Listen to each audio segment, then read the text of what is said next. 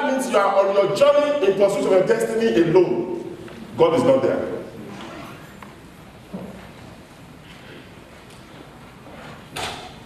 You must decide.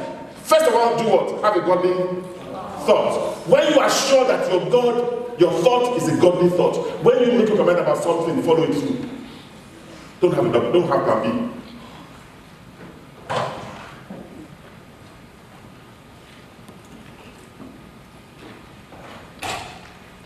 And when you decide and you start going, how do you test if that thing is the right thing? How do you test it? There's one way. Are you ready for this? After you have made a decision that is a godly decision, the next thing that you will experience is distress. If your decision is a godly decision, right after that decision there must be trouble.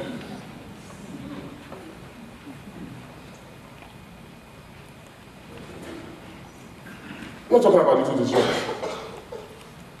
Every godly decision is followed by a period of distress. Are you here today and you think that you are troubled? It's because your decision was right. Suddenly you decided something and there was chaos. You picked your course content, all of a sudden you are struggling. You chose the path in life, all of a sudden there's trouble. It is because it is a godly process. There are 3 steps every believer must go through.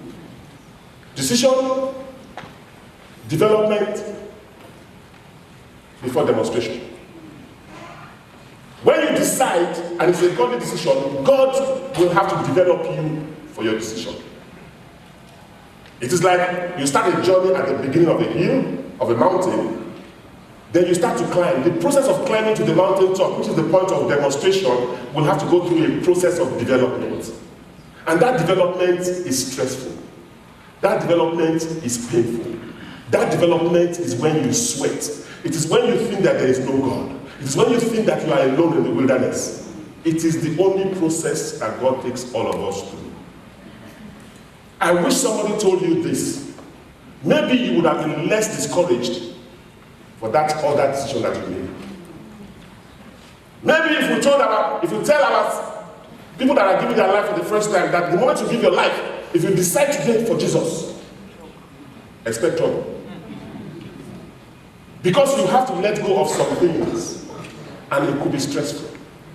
You have to deprive yourself of some decisions, and it could be painful. You have to make some losses.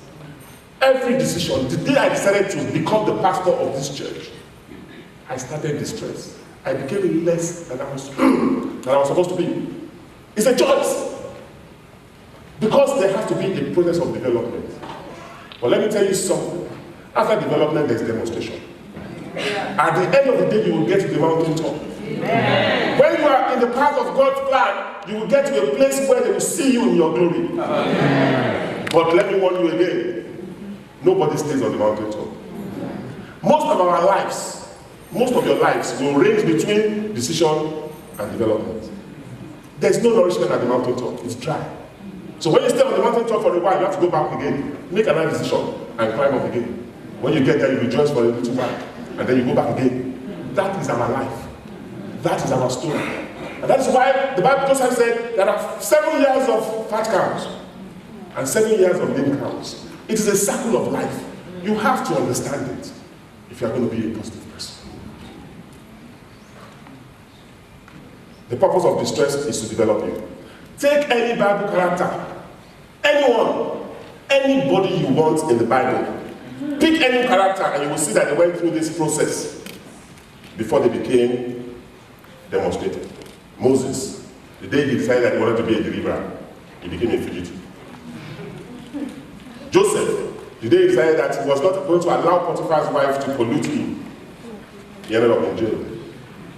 The moment David was declared king, he became a fugitive. Paul, the day he decided, glorious Paul, the day he decided to be a Christian, he became someone that he had to let down with a basket from trying to escape. After every decision, there's trouble. But after every trouble, there's demonstration. The Lord will demonstrate. Amen. call stress, God calls it development. And it is essential. It is during that process that you meet the people that will help you in life. Every godly decision is followed by a period of distress. Are you here today and you think that you are troubled? It's because your decision was right. Suddenly you decided something and there was chaos. You picked your course content, all of a sudden you are struggling. You chose the path in life, all of a sudden there's trouble. It is because it is a godly process. There are 3 steps every believer must go through: decision, development, before demonstration. When you decide, and it's a godly decision, God will have to develop you for your decision. It is like you start a journey at the beginning of a hill, of a mountain, then you start to climb. The process of climbing to the mountain top, which is the point of demonstration, will have to go through a process of development. And that development is stressful. That development is painful. That development is when you sweat. It is when you think that there is no God. It is when you think that you are alone in the wilderness. It is the only process that God takes all of us through. I wish somebody told you this. Maybe you would have been less discouraged for that other decision that you made. Maybe if you tell our people that are giving their life for the first time that the moment you give your life, if you decide to give for Jesus, expect trouble. Because you have to let go of some things, and it could be stressful. You have to deprive yourself of some decisions, and it could be painful. You have to make some losses. Every decision, the day I decided to become the pastor of this church, I started distress. I became less than I was supposed to be. It's a choice. Because there has to be a process of development. But let me tell you something. After development, there's demonstration. At the end of the day, you will get to the mountaintop. Amen. When you are in the path of God's plan, you will get to a place where they will see you in your glory. Amen. But let me warn you again, nobody stays on the mountaintop. Most of our lives, most of your lives will range between decision and development. There's no nourishment at the mountaintop. It's dry. So when you stay on the mountaintop for a while, you have to go back again, make another decision, and climb up again. When you get there, you rejoice for a little while, and then you go back again. That is our life. That is our story. And that is why the Bible just has said there are 7 years of fat cows and 7 years of lean cows. It is a cycle of life. You have to understand it if you are going to be a positive person. The purpose of distress is to develop you. Take any Bible character, anyone, anybody you want in the Bible. Pick any character and you will see that they went through this process before they became demonstrated.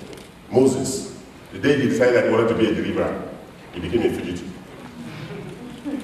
Joseph, the day he decided that he was not going to allow Potiphar's wife to pollute him, he ended up in jail. The moment David was declared king, he became a fugitive. Paul, the day he decided, glorious Paul, the day he decided to be a Christian, he became someone that they had to let down with a basket from trying to escape. After every decision, there's trouble. But after every trouble, there's demonstration.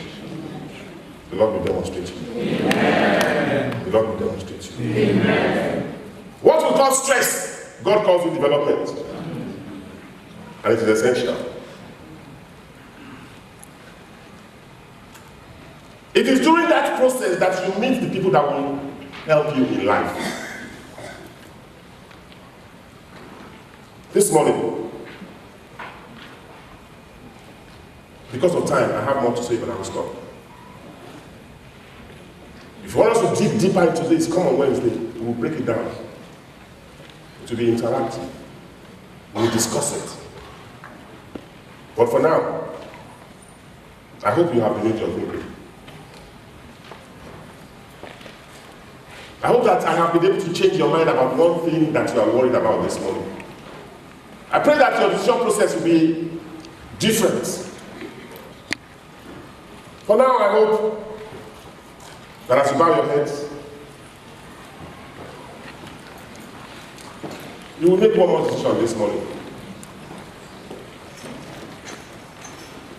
You will decide to give your life to Jesus.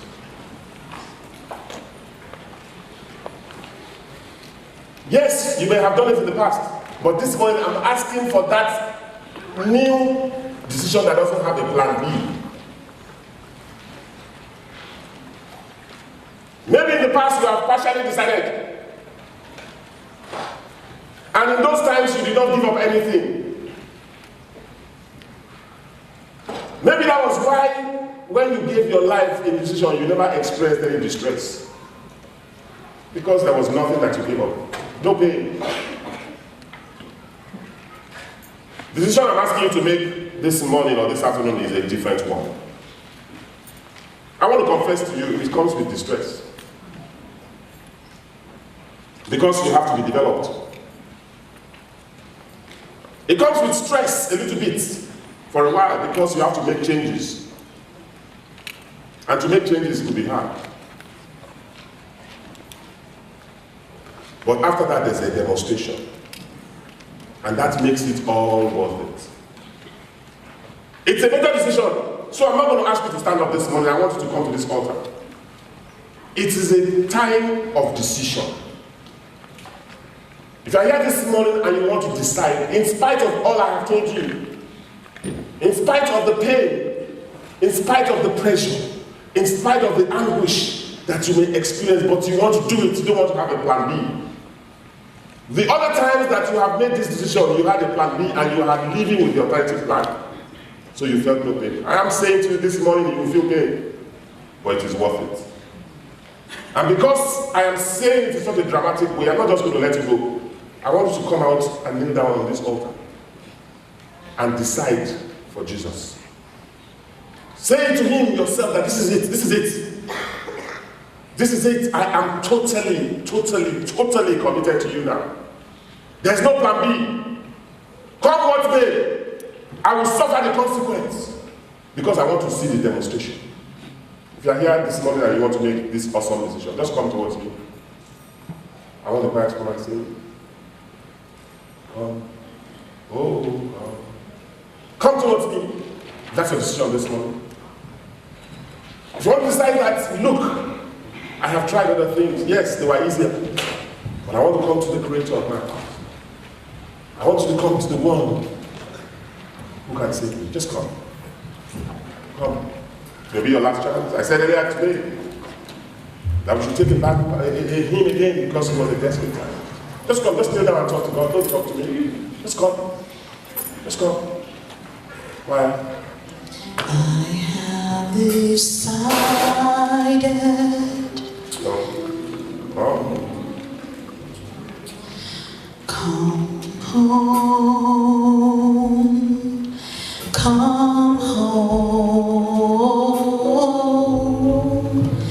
You are weary. I'll wait for you. Come home. It's a better decision.